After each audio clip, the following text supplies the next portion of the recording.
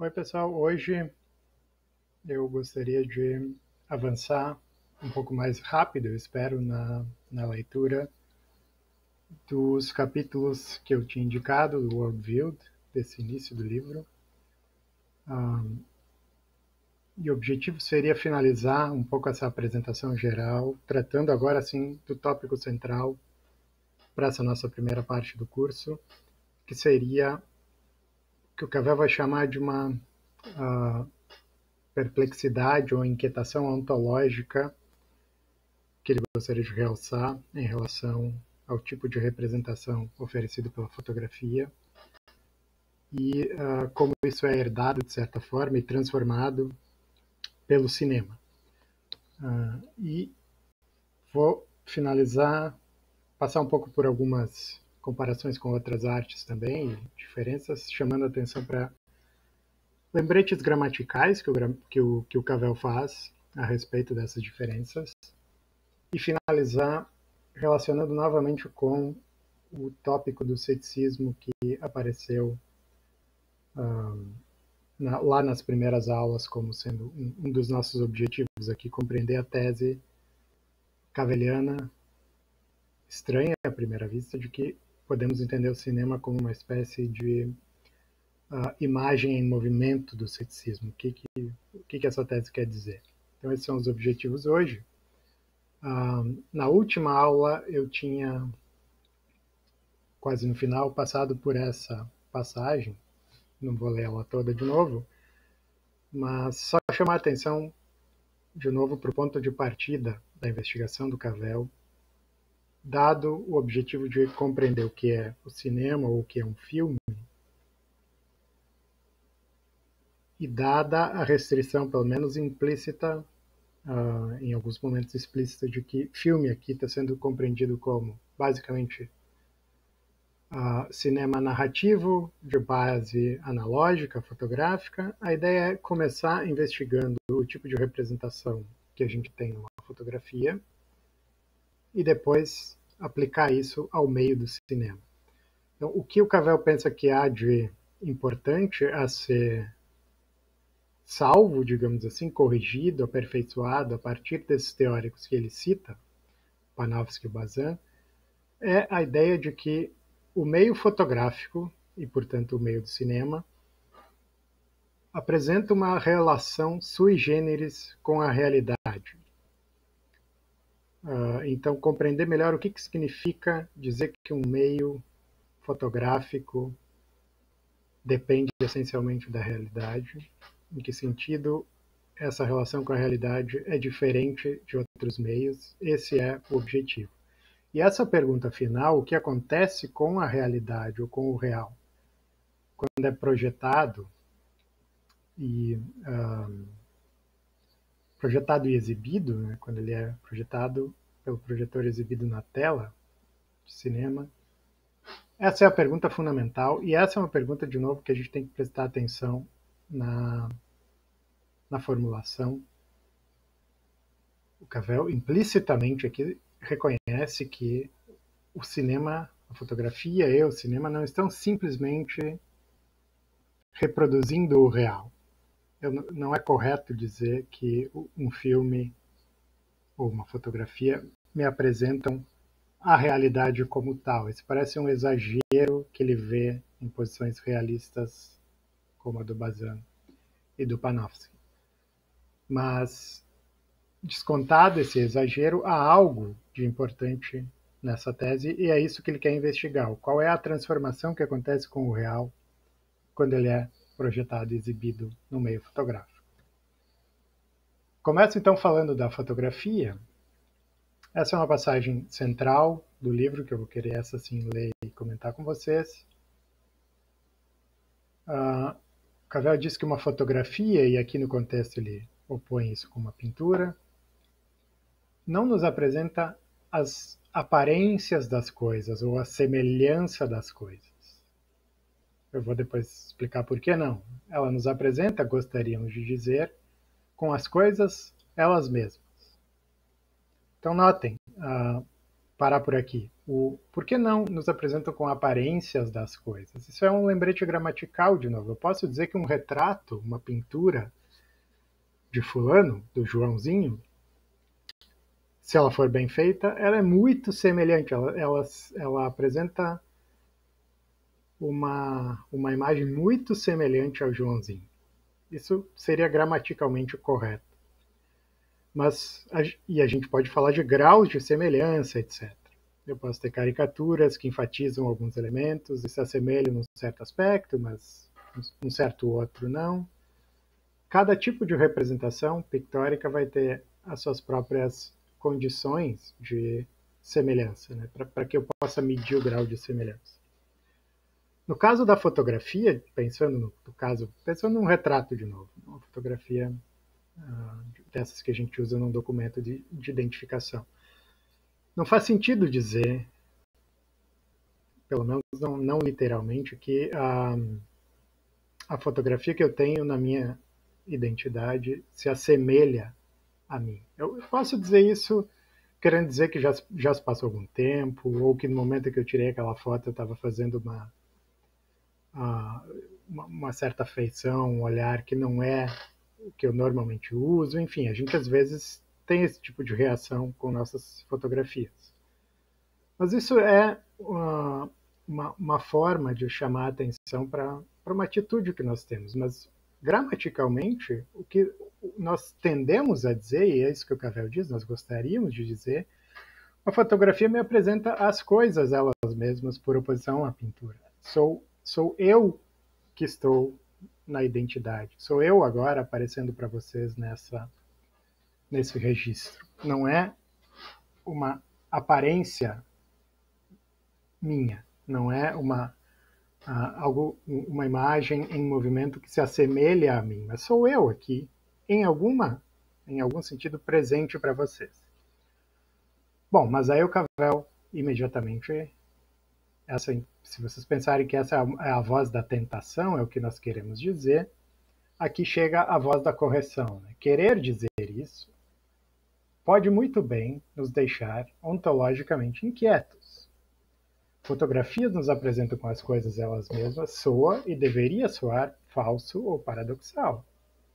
E aí ele dá um exemplo que eu acho bem esclarecedor. É claro que uma fotografia de um terremoto ou de Garbo, a atriz Greta Garbo, não é um terremoto acontecendo, fortunadamente, por sorte. Também não é Garbo em carne e osso, infelizmente. Mas isso não é muito informativo.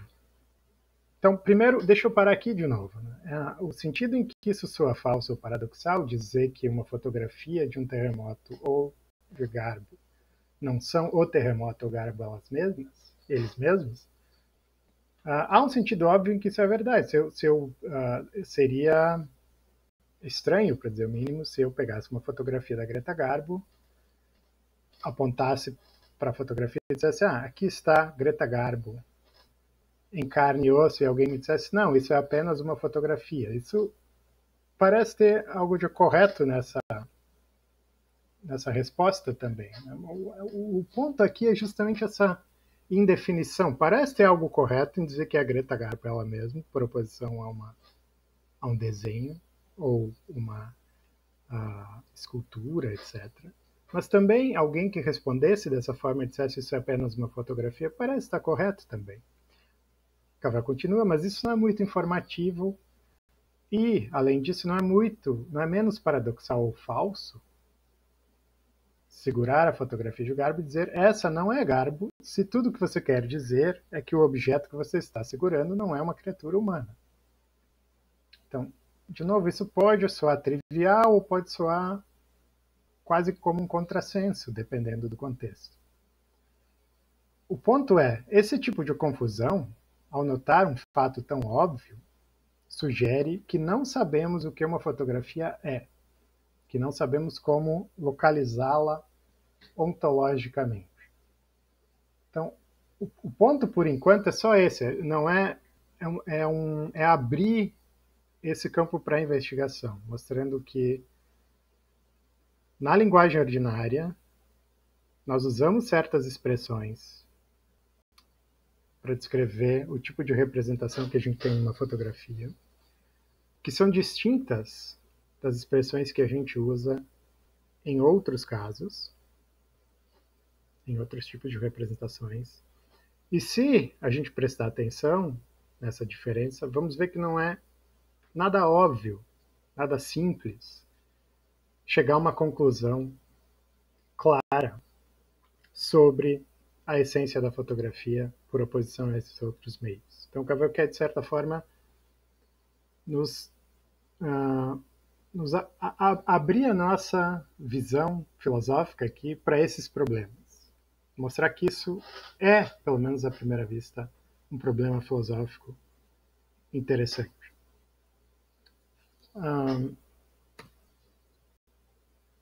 Ele continua mais ou menos nessa linha. Poderíamos dizer que não sabemos como pensar na conexão entre uma fotografia e aquilo de que ela é uma fotografia.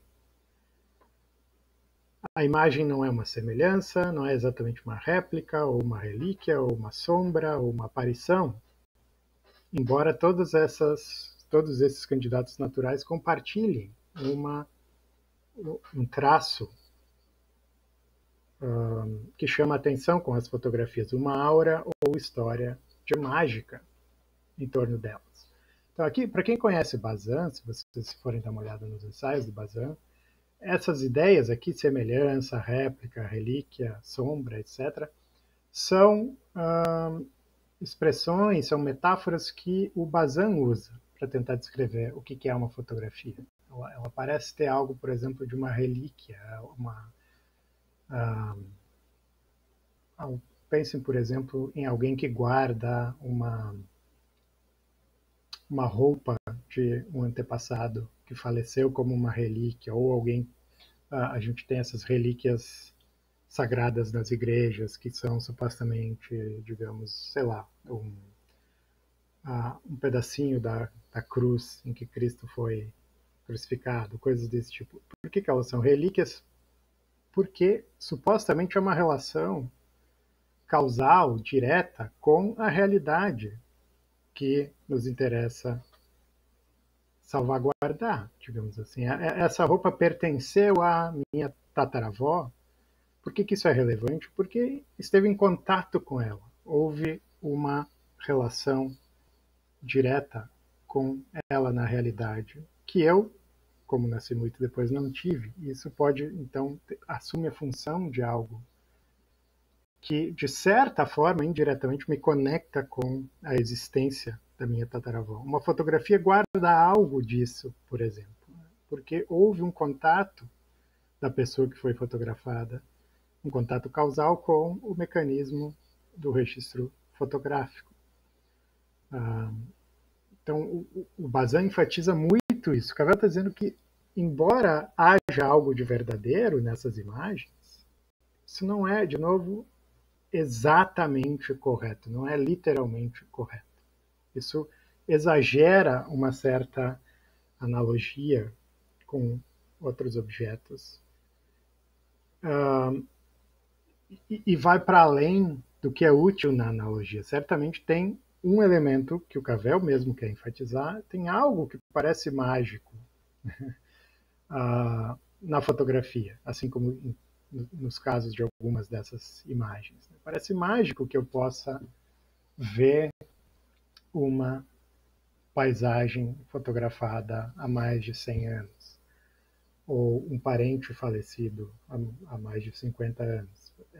Tem algo, se eu parar para pensar, e se vocês pensarem em comportamentos que as pessoas têm com fotografias de alguém, a gente pode pensar até mesmo se no tradicional ato de beijar a fotografia da pessoa amada que não está presente no momento. Tem algo que nos lembra uma certa ideia de magia. É como se a gente estivesse efetuando algo na realidade à distância. Isso não quer dizer que nós literalmente acreditemos nisso, mas há pelo menos uma herança de um ritual mágico na fotografia. Por que é tão natural adotarmos esse tipo de atitude? Parece que há algo de um contato com a realidade na fotografia, que vai para além do que outros tipos de representação oferecem. Então, esse é um ponto que o Cavell está enfatizando em passagens como essas. Eu selecionei apenas algumas do livro em que ele chama atenção. O que eu quero que vocês notem relendo é esse caráter dialético das passagens. O Cavell, às vezes, assume um pouco a função de exagerar uma tentação filosófica e, às vezes, a função contrária de nos chamar de volta à linguagem ordinária, fazer certas correções, dizer que talvez a gente tenha exagerado. Então, esse é um pouco essa é a lógica, ou a lógica argumentativa do Cavell, a lógica eu chamaria de dialética mesmo, a forma como o livro é escrito. Outra coisa que ele faz com frequência é comparar diferentes formas de representação. Essa é uma passagem que ele compara com uma gravação de som. E o ponto geral é, de novo, que no caso de um som, faz todo sentido dizer que eu tenho boas ou más cópias. Imaginem uma gravação de baixa qualidade de um concerto.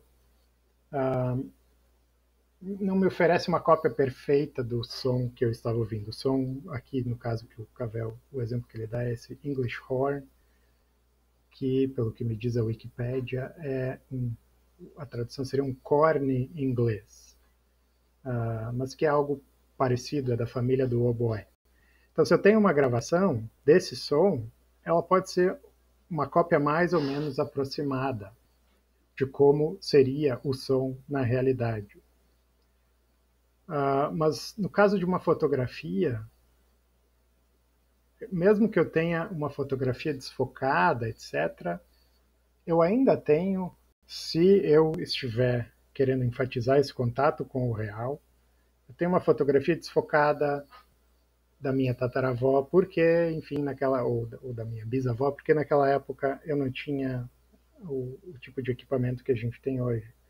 Mesmo assim, eu não diria que isso é uma cópia imperfeita da aparência da minha tataravó, como poderia ser uma pintura com pouco detalhe. Eu diria que é a minha tataravó aparecendo. Então, essa é uma diferença gramatical importante. E o Cavell chama atenção para o fato de que crianças podem, inicialmente, ficar perplexas com uma observação dessa, né? Como essa é a sua bisavó, essa é a sua avó.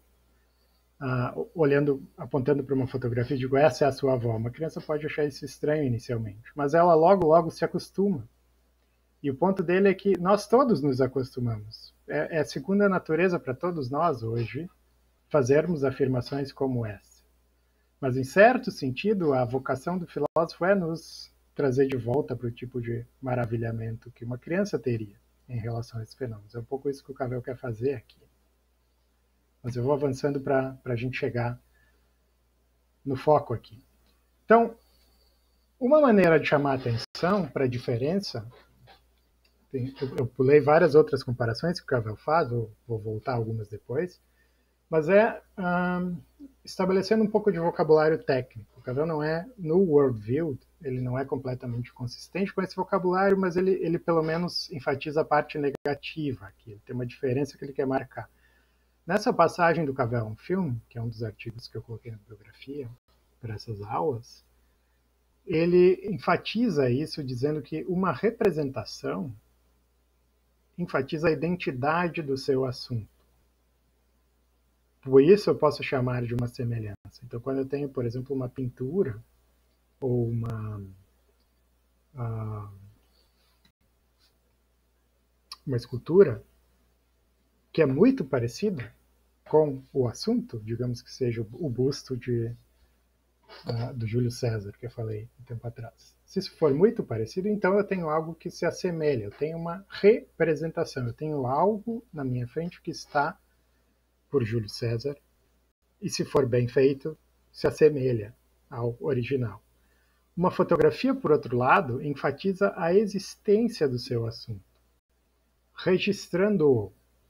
Portanto, isso é o que poderia ser chamado de uma transcrição. Então, essa terminologia técnica que o Cavell introduz aqui, embora ele não volte muito a ela, seria útil a gente pensar numa diferença aqui, independente dos termos que a gente queira usar, mas a representação, Cavell sugere, tem esse caráter de algo que está por outra coisa, e eu posso ter representações das mais cujos critérios de semelhança são os mais distintos entre si. Eu posso ter o critério de semelhança visual, mas eu posso ter uma descrição por meio de palavras, por exemplo, da aparência de Júlio César. Isso também é uma representação do Júlio César, que, se for bem feita, vai me apresentar, pelo menos metaforicamente, uma imagem que se assemelha muito com Júlio César. Mas no caso de uma fotografia, a ênfase está não tanto em copiar a aparência, com maior ou menor grau, mas na relação direta que a fotografia parece me dar com a existência daquilo que foi fotografado. Se eu tivesse uma fotografia, se alguém pudesse viajar no tempo e fazer uma fotografia do Júlio César, eu poderia dizer, aqui está Júlio César, apontando para a fotografia. Ele é o Júlio César existente de quem eu estou falando, lá no passado. Mas com um busto, eu não posso dizer isso. Eu posso, no máximo, dizer que eu tenho algo que se assemelha muito a Júlio César. Então, o ponto aqui, tentando condensar essa ideia, é que quando eu olho para uma fotografia, eu vejo uma parte do mundo real. Eu estou vendo o mundo real, embora essa parte seja passada, seja de um momento passado. Quando eu olho, por exemplo, para a minha fotografia na minha carteira de identidade, eu estou olhando para mim, eu, Jonatas, de carne e osso, há, sei lá, 10, 12 anos atrás. No entanto, quando eu olho para uma pintura, Cavell enfatiza, eu vejo um mundo. Depois eu vou ler a passagem que isso aparece, né? Mas um mundo que pode ou não ter sido inspirado no nosso. Eu posso ter uma paisagem completamente fantástica, eu posso ter uma paisagem que tomou elementos da realidade, eu posso ter uma pintura também que pretenda representar a paisagem que o pintor viu no momento em que ele pintou. Mas como a gente sabe, uma pintura leva muito tempo, em geral.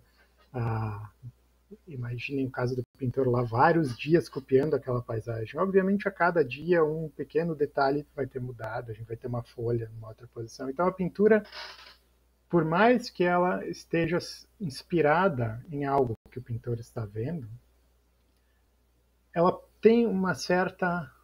ela é autocontida, ela apresenta um tipo de representação que eu não necessariamente preciso conhecer o mundo real para entender do que se trata.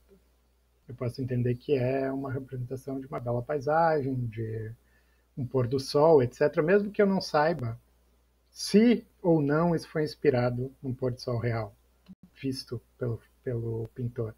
Mas no caso de uma fotografia, de novo, nos casos pelo menos paradigmáticos aqui, não estou ainda tratando de fotografias mais experimentais ou artísticas, mas o caso de um retrato, de uma fotografia, de uma paisagem, é essencial que a gente, se a gente quiser saber mais sobre a fotografia, as perguntas que a gente vai fazer são perguntas que valem para o mundo real. Eu vou perguntar o que estava à direita ou à esquerda desse edifício. Em que cidade foi tirada essa fotografia? Onde se encontrava a pessoa que eu estou vendo aí? Essas perguntas sempre fazem sentido de uma fotografia. Então, isso é também uma forma de enfatizar a diferença entre pintura e fotografia. A diferença que o real faz para essa representação. Aqui tem uma passagem que eu acho que esses elementos ficam claros. Isso eu vou ler também. Então, você sempre pode perguntar, apontando para um objeto, em uma imagem, um edifício, por exemplo, o que está atrás dele, completamente obscurecido por ele. A pergunta só faz sentido acidentalmente quando feita em relação ao objeto em uma pintura. Você sempre pode perguntar a respeito de uma área fotografada o que está adjacente a ela e para além da moldura, e isso geralmente não faz sentido quando perguntado de uma pintura. Você pode fazer essas perguntas sobre objetos nas fotografias porque eles têm respostas na realidade. O mundo de uma pintura não é contínuo com o mundo que forma a sua moldura. Nessa moldura, o mundo encontra seus limites. Então, esse é o sentido em que o mundo da pintura se encerra aí. Ele pode contingentemente ter sido inspirado no nosso mundo e, portanto, eu teria algo à direita ou à esquerda. Mas não faz sentido literalmente perguntar de uma pintura o que está à direita desse castelo que eu estou vendo aí, ou do rio que está aí. Porque isso pode ou não ter sido inspirado na realidade. De uma pintura, isso sempre faz sentido. Aliás, de uma fotografia, essa pergunta sempre faz sentido, porque, seguindo aqui, quando uma fotografia é cortada, recortada, o resto do mundo é cortado fora. A presença implícita do resto do mundo e a sua rejeição explícita são tão essenciais à experiência da fotografia quanto aquilo. Aliás, isso. A presença implícita e a rejeição explícita do resto do mundo são tão essenciais na experiência de uma fotografia quanto aquilo que ela apresenta explicitamente. Então, tanto aquilo que eu vejo na moldura, dentro, vamos pensar no retângulo como sendo a moldura, se ela estivesse num porta-retratos. Tanto aquilo que está dentro da moldura é essencial para eu entender o assunto da fotografia, quanto aquilo que está fora da moldura. Entender como esse recorte espaço-temporal se conecta com o resto da nossa experiência espaço-temporal. Como situar isso no espaço e no tempo. E isso agora eu quero entrar no ponto mais difícil e fundamental aqui. Essas características estranhas da fotografia explicam, segundo Cavell, por que ela fez tanto sucesso no momento em que ela foi inventada. Esse é um ponto que ele também é inspirado pelo Bazin. Mas, de novo, às vezes essas passagens são citadas de forma descontextualizada e os nuances ficam de fora. Aqui eu tentei selecionar algumas passagens, mas o importante é a gente sempre olhar para isso no contexto, para deixar claro o que o Cavell está dizendo e o que ele não está dizendo sobre a relação da fotografia com o ceticismo. Então, na medida em que a fotografia satisfez um desejo, ela satisfez um desejo não exclusivo dos pintores, mas o desejo humano, intensificado no Ocidente desde a Reforma, de fugir da subjetividade e do isolamento metafísico. Um desejo pelo poder de alcançar esse mundo depois de tanto tempo tentando, por fim, irremediavelmente, manifestar fidelidade ao outro. Então, isso se conecta com a história da pintura, né? A ideia de que, por muito tempo, não só a pintura, mas as artes plásticas em geral, tentaram, de alguma forma, manifestar fidelidade ao mundo que estava para além do nosso. Tem, por exemplo, na pintura sacra, na arte sacra em geral, a tentativa de representar algo transcendente, algo talvez mais real e importante do que o nosso mundo. O mundo sublunar, vamos dizer assim.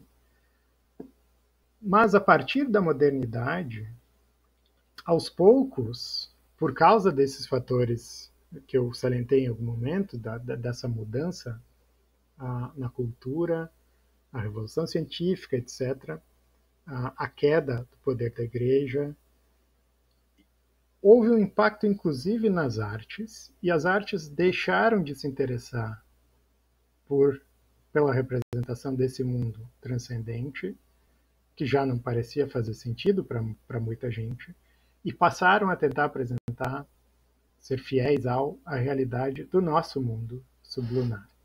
E é nesse contexto em que a fotografia aparece, quando ela é inventada, exatamente no momento em que as demais artes plásticas já se voltaram a esse objetivo. E a fotografia parece satisfazer de vez esse desejo.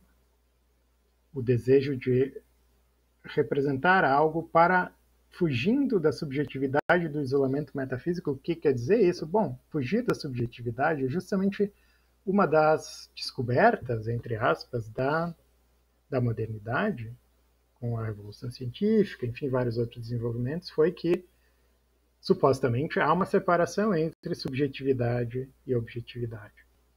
E todas as nossas representações do mundo são, em alguma medida, mais ou menos, dependendo do filósofo, do cientista que estiver tratando disso, subjetivas. Elas não apresentam a realidade como é em si mesmo. A minha representação de cores, por exemplo, pode ser diferente da representação que um outro animal com uma outra gama perceptual teria do mundo.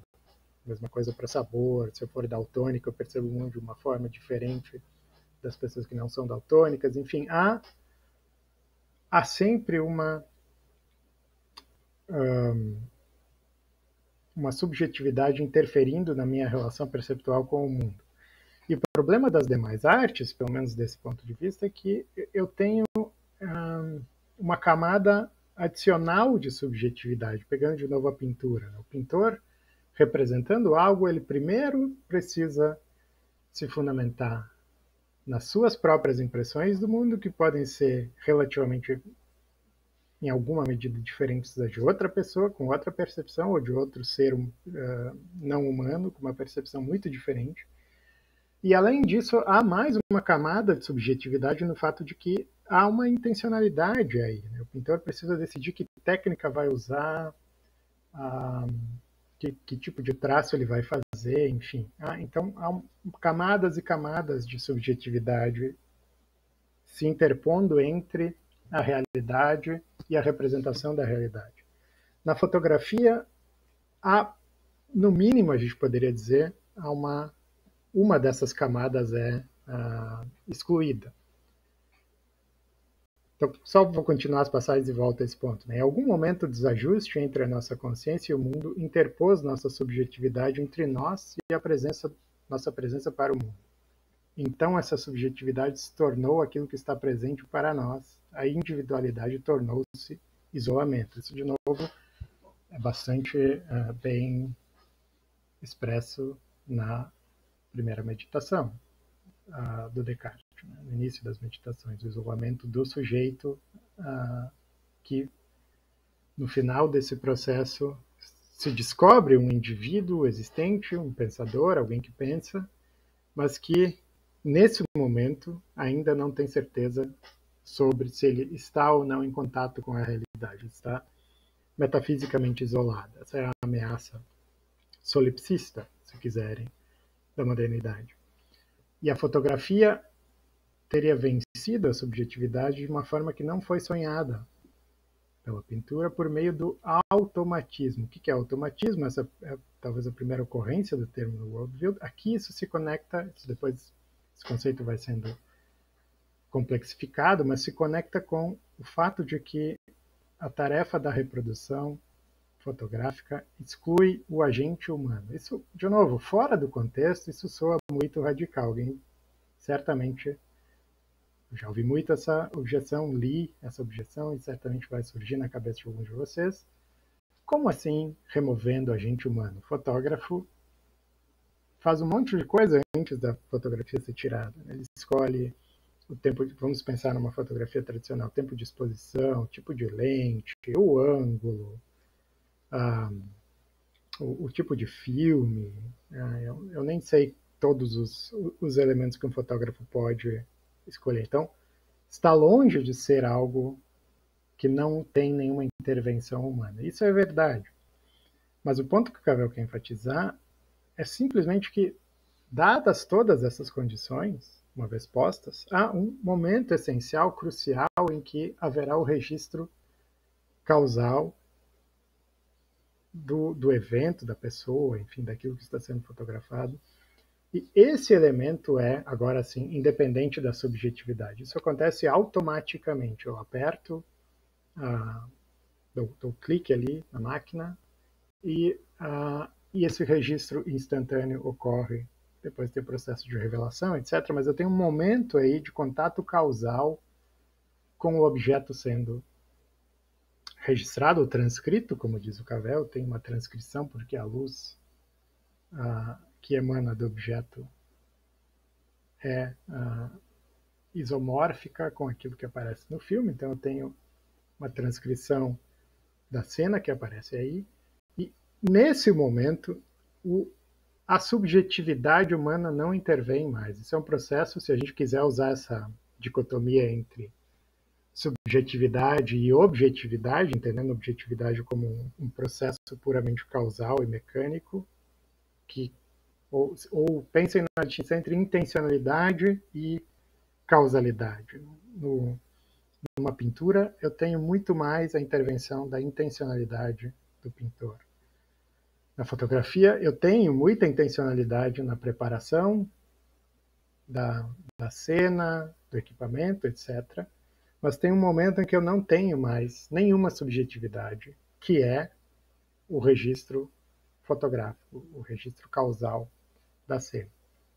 Então isso parece fornecer, esse é o ponto, fornecer um contato com o real, que as demais artes, a partir de um certo momento, sobretudo a partir do Renascimento, estavam todas buscando.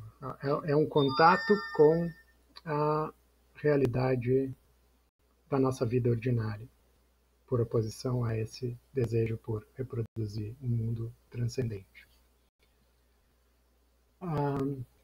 Então há um sentido em que o automatismo da fotografia parece permitir uma superação da subjetividade humana. E esse tipo de superação é aquilo que não apenas as artes desejavam, mas que, em certa medida, a filosofia também e a ciência, né? Uma maneira de fechar esse abismo criado entre o sujeito metafisicamente isolado do mundo e a realidade para além do mundo.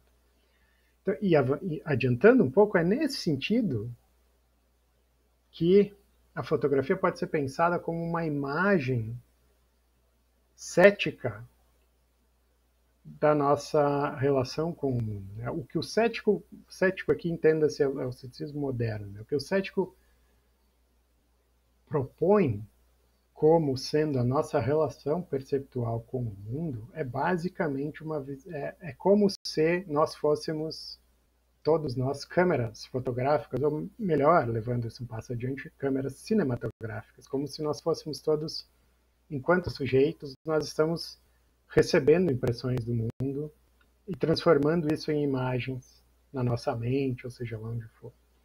Então, muito antes da fotografia ter sido inventada, a fantasia ou a imagem da nossa percepção do mundo como sendo intermediada por uma subjetividade que cria imagens do mundo já tinha aparecido. Então, a fotografia, em certo sentido, leva isso ao extremo, cumpre com uma certa expectativa do cético de compreender a relação perceptual com o mundo dessa maneira. Então, aqui um parêntese, acho que eu já falei disso, mas quando ceticismo aqui, quando aparece em Cavell, quando eu falar de ceticismo, o sentido é bastante amplo aqui, né? Não é simplesmente como nós, às vezes, na filosofia analítica contemporânea, tendemos a pensar uma posição puramente epistemológica sobre os limites do nosso conhecimento. Tem certamente a ver com isso também, mas isso é só um efeito, um indício, um sintoma de um problema mais profundo que tem a ver com isso que a partir do Cavell, eu poderia chamar da descoberta da nossa distância em relação ao mundo, né? Então, essas várias causas que eu já enfatizei, pegar a morte de Deus como um nome para isso, fazem com que um mundo que já foi muito próximo e familiar, em que a ação humana fazia sentido, em que a gente podia julgar o que é correto e incorreto, verdadeiro e falso, de uma forma absoluta, sem relativização. Se algo é certo, não é certo para mim e não para o Joãozinho. se algo é verdadeiro, não tem verdade subjetiva, a verdade é uma só. Essas ideias vão se enfraquecendo, começando com a modernidade. Eu nem preciso falar como isso anda hoje, em tempos de fake news e como é que é, a pós-verdade. Então, isso é uma culminação de algo que vem da modernidade, em que a gente perde um contato, perde a presença de um mundo estável.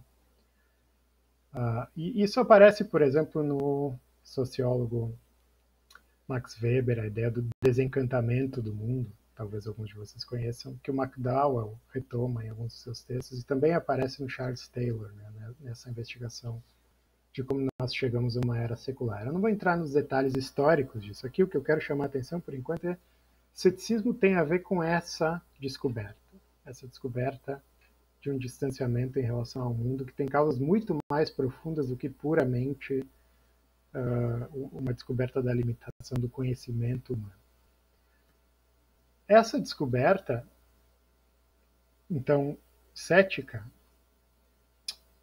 essa descoberta de um distanciamento em relação ao mundo, na filosofia isso foi interpretado, ou houve uma ênfase na limitação da nossa capacidade cognitiva. E aí eu tenho diferentes tentativas de solucionar esse problema. O problema é como é que eu posso saber que minhas opiniões são verdadeiras, que minhas representações apresentam o mundo como ele é. E os filósofos modernos, todos se viram às voltas com esse problema e ofereceram diferentes respostas, que aqui eu estou só dando alguns exemplos rápidos que vocês podem pensar com mais detalhes depois, mas no caso do cartesianismo, eu já falei um pouco disso, né? Tem essa tentativa de restaurar todo o edifício do conhecimento a partir do cogito, a partir dessa certeza indubitável da minha existência. No empirismo, no caso do empirismo britânico, se vocês pensarem em Locke, em alguma medida, Locke tem um pouco de racionalismo, um pouco de empirismo, mas Locke, Berkeley e Hume como grandes expoentes. De novo, são leituras tradicionais, tá? Para os nossos fins aqui. Eu tenho certeza que se alguém entre vocês for especialista em Descartes, ou Hume ou Kant, por exemplo, vão ter concepções mais sofisticadas. Mas qual é, assim, eu acho que não é fora do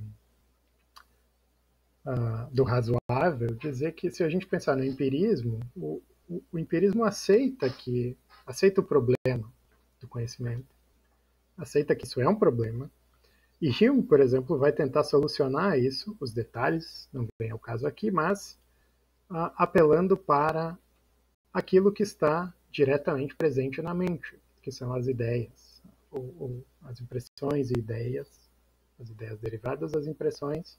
Então, reconectando todas as nossas crenças com algo que foi recebido imediatamente dos sentidos. E isso acaba levando, no início do século XX, há várias outras filosofias inspiradas em Hume que defenderam algo análogo em relação a sense data ou qualia e assim por diante. Então, são tentativas de reconstruir o nosso acesso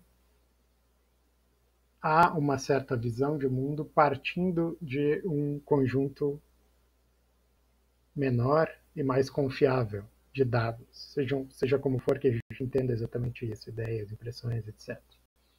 E, no caso do idealismo alemão, a gente tem a Revolução Copernicana do Kant, que é justamente a ideia de que nós só vamos poder salvar um espaço para um conhecimento objetivo se nós deixarmos de lado uma certa concepção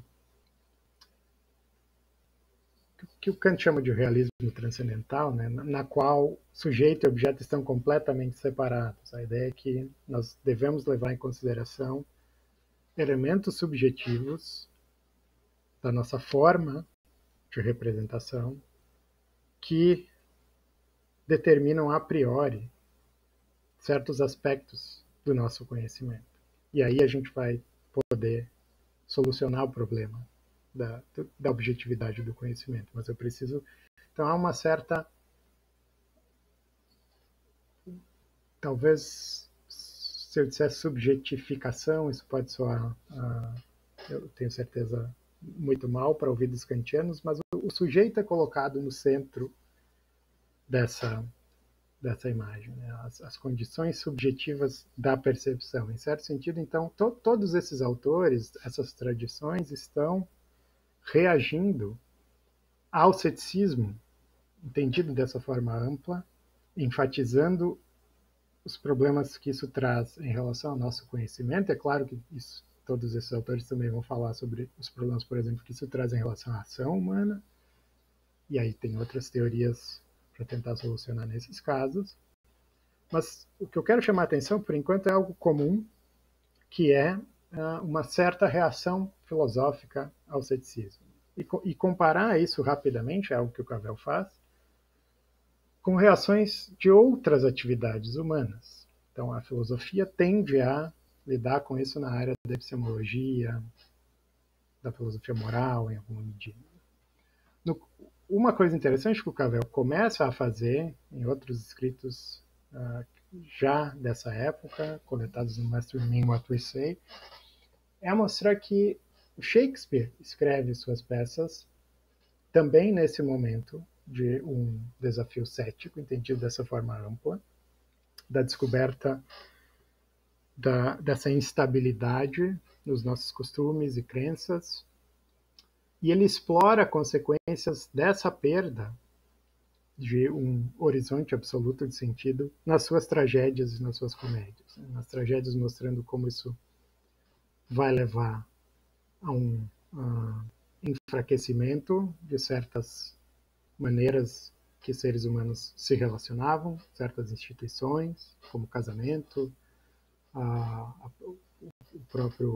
monarquia e assim por diante. E nas comédias, investigando como superar essas dificuldades, dado esse novo contexto. Esse é um ponto para colocar na agenda que a gente pode voltar. Mas o que eu quero enfatizar por enquanto é não apenas filósofos reagiram, ou pensadores, como a gente tende a pensar nesse termo, né, a esse problema cético, mas artistas também, como Shakespeare e como também a pintura, que começa com o romantismo a reconhecer a subjetividade do artista no conteúdo da pintura. Então, por oposição se vocês pegarem a pintura renascentista e a ênfase na perspectiva, representar o mundo de uma forma completamente objetiva a partir dessas leis geométricas, há um sentido em que isso jamais poderia levar, se o ceticismo é correto, se de fato a nossa visão do mundo, ela mesma, já é subjetiva. Então, por mais que eu tente expressar matemática, descobrir, formular matematicamente regras que permitam ser fiel à minha percepção do mundo, eu ainda vou estar representando algo subjetivo. A perspectiva geométrica é uma perspectiva puramente humana. Se eu tivesse um ser com outro tipo de sensibilidade, isso é um ponto inclusive kantiano, digamos, sei lá, não percebesse o espaço em 3 dimensões, eu teria um outro tipo de representação. Então, uma vez que a gente tem clareza sobre isso, qual é a saída, digamos assim? O que os artistas, os pintores precisam fazer para continuar produzindo uma arte que traga convicção, que reconheça esse desafio por oposição, esse desafio cético por oposição a jogar, simplesmente fingir que o problema não existe, para colocar de forma mais provocativa. Eu tenho, então, pinturas como, por exemplo, eu peguei um exemplo, Cavell, salvo engano, não cita nenhum exemplo em particular, mas de uma paisagem pintada pelo Turner em 1828, e poderia ter outros outros exemplos famosos do Caspar Friedrich, vocês podem procurar no Google. E o que começa a acontecer nessas paisagens é que, ao contrário do que vinha antes, sobretudo na Renascença, fica claro que o pintor não está mais tentando simplesmente apresentar da forma mais objetiva e realista possível a cena que está à sua frente, mas, em certo sentido, ele pretende apresentar a sua própria experiência da cena. Tem uma certa um estado de ânimo, por exemplo, que está sendo representado. As cores, em parte, representam aquilo que o pintor via, mas em parte elas representam, se vocês quiserem pensar dessa forma, a atmosfera espiritual desse artista naquele momento. Se era uma pintura mais melancólica, mais alegre, mais triste.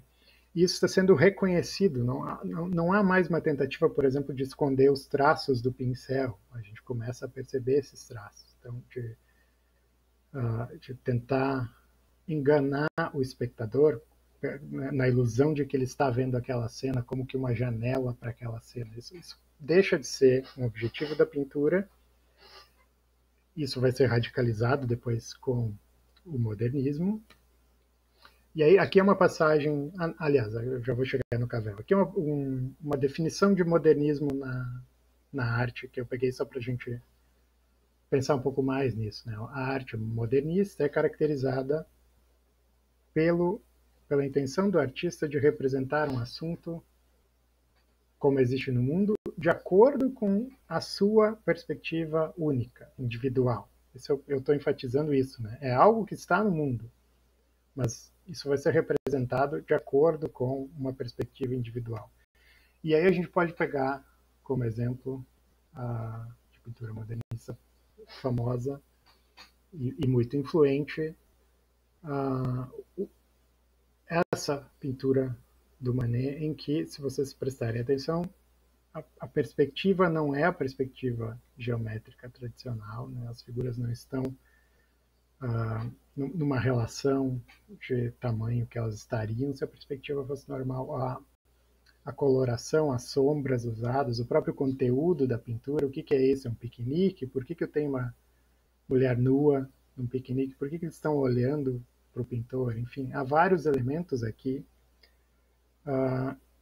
que indicam que não há uma pretensão de representar a cena como ela se deu, independentemente da existência do pintor, como se estivesse sendo visto sob espécie eternitatis. Há um reconhecimento de uma certa da subjetividade do artista, para colocar isso da forma mais geral.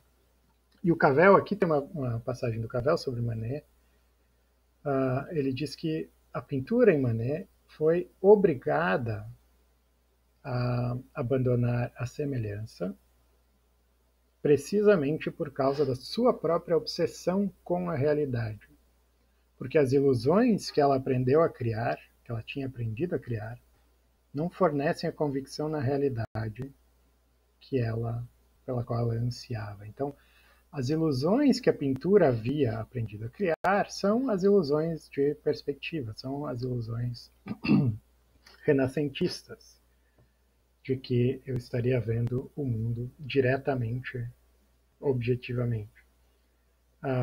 Uma vez que isso passa a ser visto como uma ilusão, porque, em parte, nós sequer podemos confiar completamente na nossa própria percepção do mundo, a reação da pintura, então aqui a ideia de que o pintor como Manet, foi forçado a abandonar a semelhança. A semelhança já não funciona como um critério para que uma pintura alcance uma conexão com o real. Por quê? Porque o real é mais complexo. O real, a realidade, para alguém que se encontra em uma concepção de mundo moderno, é muito mais complicado. Não há mais uma confiança de que aquilo que é recebido subjetivamente representa o mundo como ele é. Então a nossa realidade muda e a pintura precisa responder a essa mudança para continuar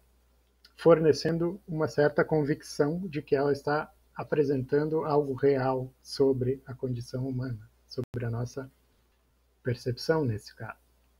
Então isso aconteceu na pintura, e aí, agora eu espero que fique mais claro qual é a diferença da fotografia em relação à pintura. A rota da fotografia para alcançar este mundo, o nosso mundo real, por oposição àquele mundo transcendente, diferentemente da rota da pintura modernista, foi superando a presença infinita, infindável da subjetividade. Então, a pintura reconheceu a subjetividade para dar conta desse desafio. A fotografia supera a presença da subjetividade, mantendo a presença do mundo ao aceitar a nossa ausência. Então, de novo, é esse momento em que o fotógrafo aperta o botão, é o momento em que ele está ausente da representação. Nesse momento, essa representação ocorre sem intervenção humana.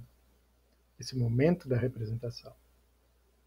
E a realidade de uma fotografia está presente a mim enquanto eu não estou presente a essa realidade. Então, eu estou vendo minha avó na fotografia, mas ela não está. Então, em certo sentido, ela está presente a mim, mas eu não estou presente a ela.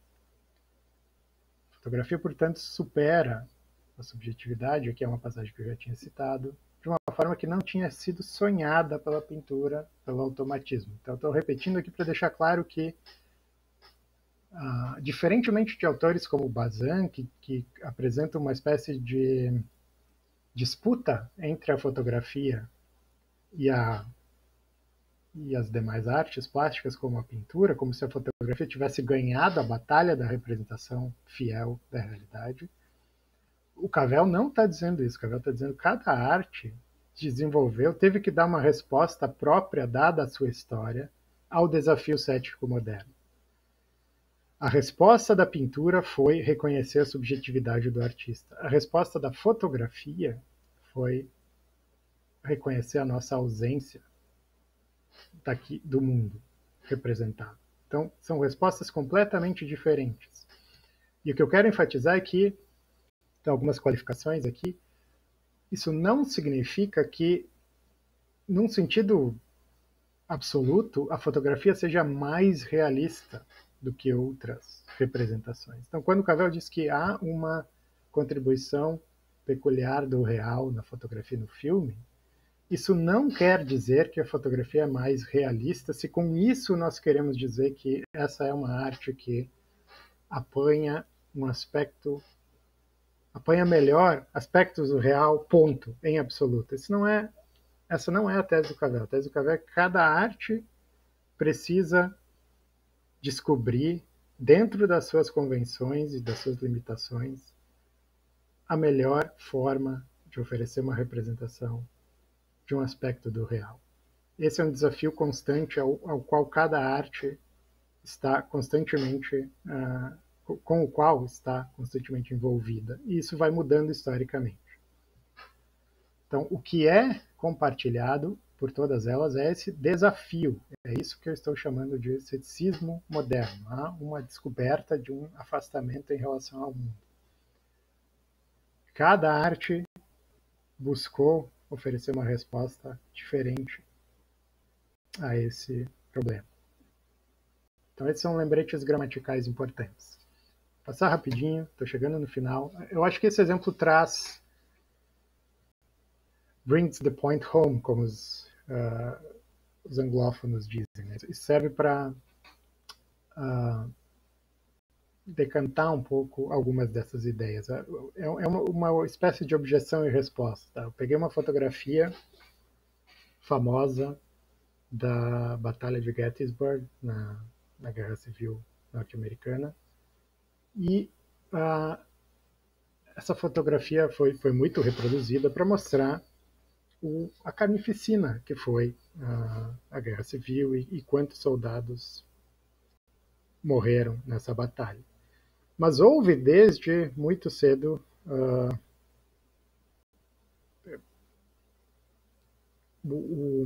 a suspeita de que essa fotografia teria sido forjada, que na verdade esses supostos cadáveres que nós estamos vendo eram atores, eram pessoas que foram posicionadas aí para dar esse efeito que o fotógrafo esperava. Então a objeção pode ser colocada assim, né?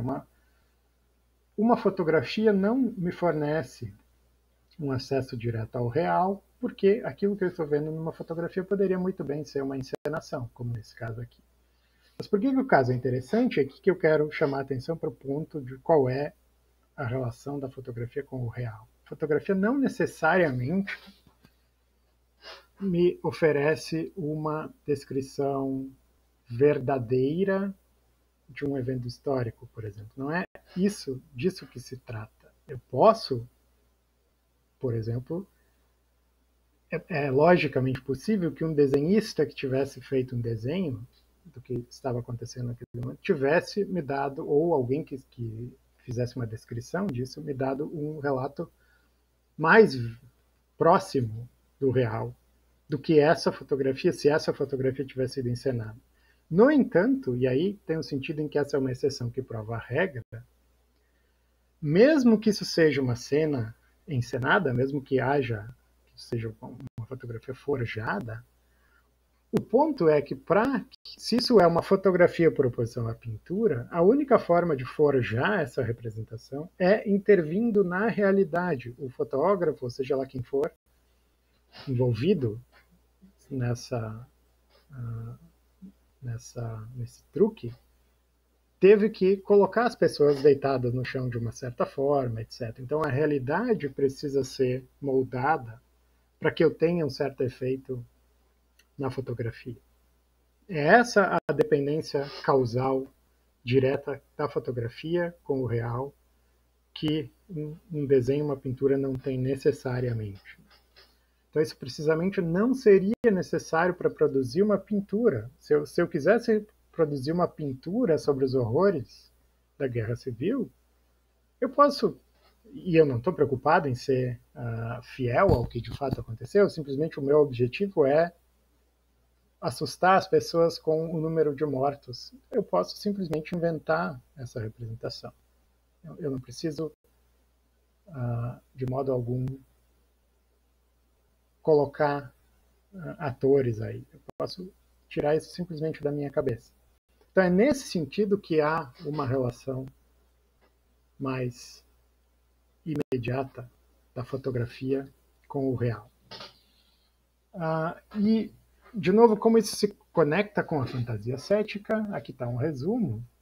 Eu acho que é justamente porque a fotografia torna presentes partes do mundo que já não existem e das quais nós estamos ausentes, que a fotografia personifica essa fantasia moderna. Então, nesse caso aqui, essas pessoas agora, independente se nesse momento eram cadáveres ou atores, essa fotografia me fornece um acesso a essas pessoas naquele momento que já não existem mais. Eu estou vendo essas pessoas em carne e osso aí. Mas eu só posso ver essas pessoas em carne e osso enquanto eu estou ausente, na medida em que eu estou ausente. E isso, em certo sentido, satisfaz o desejo cético. O desejo cético desde o início, se vocês pensarem agora especificamente no caso da filosofia, o que o cético entende como sendo a nossa relação com o mundo é justamente uma relação em que nós estamos separados, o sujeito separado das representações. Se, por isso que eu coloquei aqui o se então, um condicional, tá? Se, como o cético moderno supõe, tudo que nós podemos acessar do mundo são imagens, são representações do mundo, então a fotografia, ao remover o eu, o self, o sujeito, da tarefa de reprodução, alcança o grau máximo de objetividade. Mas essa é uma concepção já cética do que é objetividade da nossa representação. Só antes de passar para o próximo, eu quero deixar claro, esse é um ponto que a gente pode explorar mais, tanto a partir dos escritos do Cavell sobre o ceticismo, quanto dos escritos do Heidegger, em particular o ensaio A Era das Visões de Mundo. em que ele justamente fala dessa mudança aqui, como visões de mundo, imagens do mundo, passaram a ser tomadas como aquilo que nos dá o nosso acesso ao mundo é sempre intermediado por essas imagens. Então, uma vez que eu já compro essa ideia, é natural pensar que a fotografia satisfaz o desejo por realidade. Só que o meu desejo por realidade já é um desejo ceticamente interpretado, nesse caso. E nesse sentido, então, aqui eu me aproximo finalmente da tese de que o cinema é uma imagem de movimento do ceticismo, a fotografia é uma imagem estática dessa fantasia. Quando eu penso em mim mesmo olhando para, percebendo momentaneamente o mundo, eu tenho uma imagem, mas eu, enquanto sujeito me movendo no mundo, que eu tenho uma sucessão de imagens. Então, o cinema pode ser pensado como uma imagem em movimento da fantasia cética. Quando eu vejo um filme, eu tenho uma realidade sendo mostrada, que pode ou não ser, se eu estou vendo um filme ficcional, não é o meu mundo que está sendo mostrado, mas eu tenho, o ponto que interessa salientar aqui é que eu tenho um mundo e eu estou vendo esse mundo está presente para mim enquanto eu estou ausente dele e sou invisível. E esse é um mundo que, à primeira vista, não depende de mim para existir e para ser representado. O mundo está aí. Eu posso, inclusive, não gostar do que eu estou vendo e querer que ele tivesse sido representado de outra forma, mas ele está objetivamente sendo projetado à minha frente, independente da minha reação a esse mundo. Então, há um sentido em que eu me liberto, assim, do ônus de saber se eu estou ou não interpretando corretamente o mundo. No caso, pense no caso do filme aqui, da minha relação com o filme. Ops. Mas há um preço nessa liberdade, né, em não ter esse ônus de representar o mundo, que é o fato de que eu me torno um espectador. Eu não preciso me envolver com o mundo enquanto eu sou um espectador isolado, separado e passivo. Isso é literalmente válido do caso do cinema. Qual é o ponto do Cavell a dizer que o cinema é uma imagem em movimento do ceticismo? É que a forma como o cético moderno constrói a nossa relação com o mundo parece pressupor essa visão cinematográfica, eu diria, da nossa relação com o mundo, em que eu sou um mero espectador. E o preço de obter uma relação com o real, na qual não há uma intervenção da minha subjetividade, que parece ser o desejo cético, é eu assumir a função de mero espectador. É eu me isolar do mundo, eu me descobrir isolado do mundo. Então é isso que fica condensado nessa ideia de que o cinema é uma imagem de movimento do ceticismo, porque aqui, quando eu assisto um filme, os nossos sentidos normais estão satisfeitos de realidade ao mesmo tempo em que a realidade não existe. Eu tenho uma certa realidade, a realidade do mundo ficcional, muito embora essa realidade não exista. Eu não estou vendo uma parte do mundo real. Eu estou vendo uma ficção. Até mesmo, isso é alarmante, por que essa realidade não existe? Porque vê-la é tudo o que é necessário. Então, essa ideia de vê-la é tudo o que é necessário é um eco da ideia do título do filme ser The World Viewed. A ideia de que ver o mundo, ver uma realidade da qual eu sou independente, com a qual eu não preciso interagir, é tudo o que é necessário para que eu conheça o mundo, isso está na base do ceticismo moderno. E essa imagem é encapsulada pela minha relação com o mundo de um filme. Então, eu vou, por hoje, encerrar aqui. Eu tenho certeza que essa parte final da relação com o ceticismo em particular ainda deve ter ficado muito obscura, e eu acho que vai tomar algum tempo para a gente voltar a isso, mas o plano é justamente esse. Eu queria apresentar para vocês, de maneira inicial, por que o Cavell pensa que uma investigação ontológica da natureza do cinema se conecta com o ceticismo. E agora o plano é a gente investigar um pouco mais a fundo o diagnóstico caveliano do ceticismo moderno. Isso a gente pode fazer tanto indo para os escritos do Cavell de epistemologia, quanto indo para as leituras que ele oferece desses gêneros de cinema que ele trata nos próximos livros, que são as comédias do recasamento e o melodrama da mulher desconhecida. Então, o desafio, por enquanto, é guardem essa ideia e as dúvidas e obscuridades que possam ter surgido, e vamos tentar dar mais alguns passos à frente para depois voltar e ver se a gente pode entender melhor esse ponto difícil da tese do cinema como imagem no movimento do ceticismo. Então, por enquanto é isso. Eu retomo no próximo vídeo, seguindo um pouco com a bibliografia proposta para o nosso curso. Obrigado pela atenção. Até mais.